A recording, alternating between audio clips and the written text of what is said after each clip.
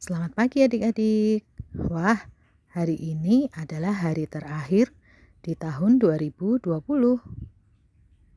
Bagaimana? Sudah siap ya menyambut tahun yang baru 2021? Tentu dong Kak, kan tiap hari kasih Tuhan selalu baru.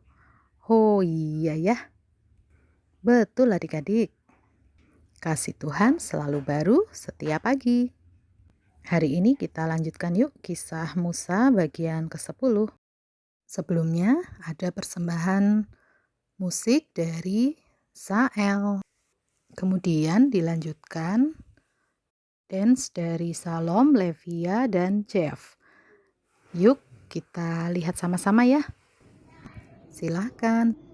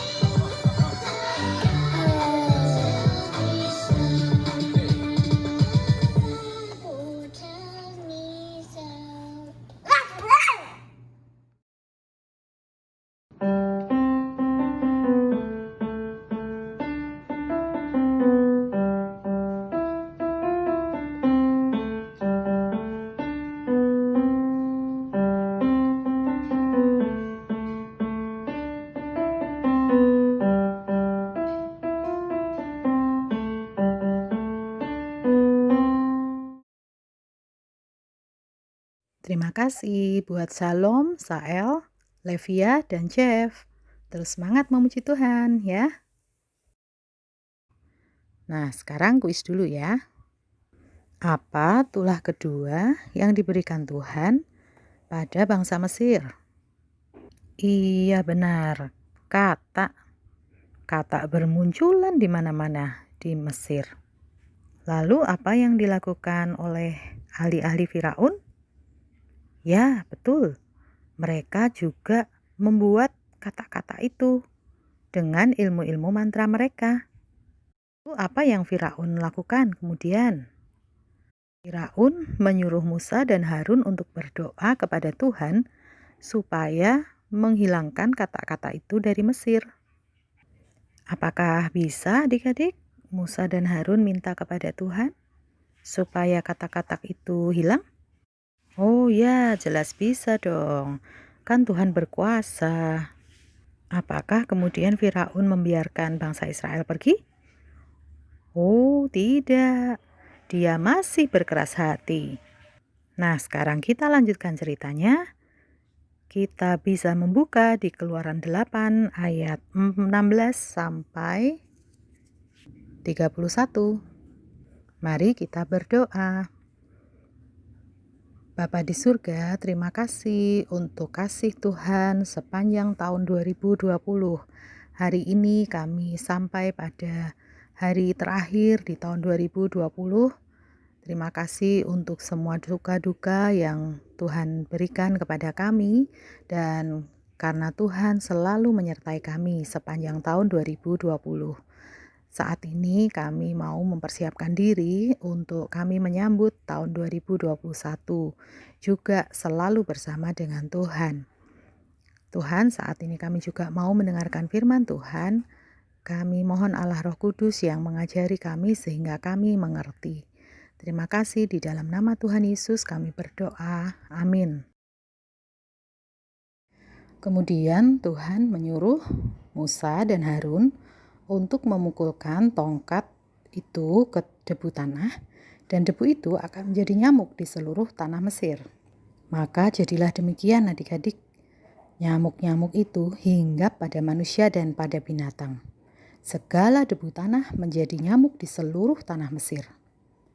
Para ahli itu pun membuat yang demikian juga dengan ilmu-ilmu mantra untuk mengadakan nyamuk-nyamuk, tapi mereka tidak dapat. Lalu berkatalah para ahli itu kepada Firaun, "Inilah tangan Allah."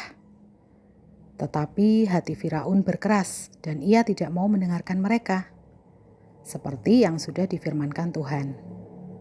Para ahli itu sudah mengakui bahwa itu adalah Allah yang berkuasa. Tetapi adik-adik, Firaun tetap berkeras. Akhirnya Tuhan juga menyuruh lagi kepada Musa dan Harun untuk menantikan Firaun waktu biasanya ia keluar ke sungai, dan mengatakan kepadanya supaya membiarkan umatnya pergi, supaya mereka beribadah kepada Tuhan. Kalau tidak, Tuhan akan melepaskan pikat terhadap engkau, terhadap pegawaimu, rakyatmu, rumahmu, sehingga rumah-rumah orang Mesir, bahkan tanah di mana mereka berdiri akan penuh dengan pikat. Maksudnya pikat itu lalat pikat adik-adik. Tetapi Tuhan akan membuat tanah Goshen di mana umat Israel tinggal tidak ada lalat pikat sama sekali, supaya orang Mesir mengetahui bahwa Tuhan ada di negeri ini. Sebab Tuhan akan mengadakan pembedaan antara umat Tuhan dan bangsa Mesir. Terjadilah demikian adik-adik. Datanglah banyak lalat pikat ke dalam istana Firaun dan ke dalam rumah pegawai-pegawainya dan seluruh tanah Mesir. Negeri itu menderita karena lalat pikat itu. Lalu Firaun akhirnya memperbolehkan Musa dan Harun untuk mempersembahkan korban, tapi di negeri Mesir. Nah, kemudian Musa berkata, "Nggak mungkin kami berbuat demikian, karena korban yang akan kami persembahkan pada Allah itu kekejian bagi orang Mesir. Kami nanti akan dilempari dengan batu.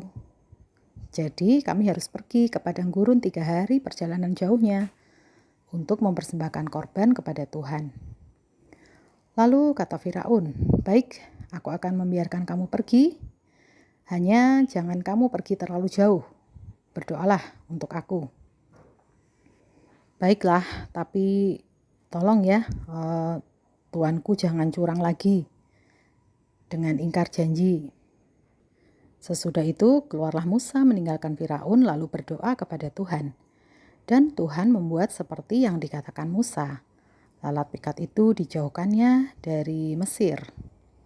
Tetapi sekali ini pun Firaun tetap berkeras hati. Ia tidak membiarkan bangsa itu pergi. Nah, adik-adik, di sini kita bisa melihat Kesombongan Firaunlah yang membuat dia keras hati, walaupun dia sudah melihat kuasa Allah.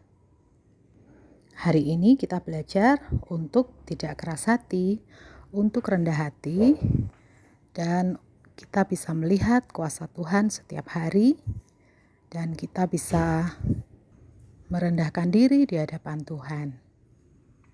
Sampai di sini dulu adik-adik, kita akan sambung lagi minggu depan. Selamat mempersiapkan tahun baru ya. Bye.